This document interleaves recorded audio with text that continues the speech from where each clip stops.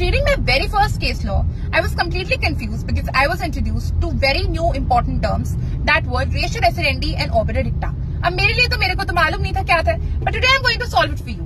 First of all, ratio decidendi, it is a part of judgment which is actually binding, right? Binding upcoming cases के लिए, binding judges पर, है ना? जैसे for example कोई particular case है जहां पर किसी बंदे ने चोरी करी है और वो मैटर कोर्ट में चला गया है एंड द जज actually delivers that theft is a punishable offence. ठीक है, हाइपोथेटिकल सिचुएशन ले रही है, ऑफ कोर्स हमें पता है कि थेफ्ट तो है ही पनिशेबल, है ना?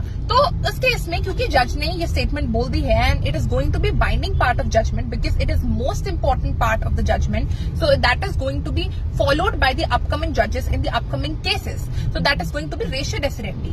However, when I say that if that particular thief who actually stole the objects जिसके बेसिस पर केस था, अगर बोल देते, मान लो जज ने बोल दिया कि अगर मान लो वो बंदा माइनर होता तो हम उसको छोड़ देते, so in that case that is going to be obiter dicta because that is not a binding part of the judgment. That's just an opinion that has been presented by the judge or maybe some additional facts to the case. तो कोई भी related opinion हो जज का, कोई भी facts हो case से, all those comprise of obiter dicta and therefore they are not binding. ठीक है, वो persuasive value जरूर होल्ड कर सकते हैं. Persuasive value, whenever we talk about a legal terminology, it actually means something which is not binding, but something which has a lot of importance in a particular case that has come up. So it may have persuasive value, but it is not at all binding. It could be some additional facts or opinions of the judge. So for getting most of the legal related tips, do like, share, comment.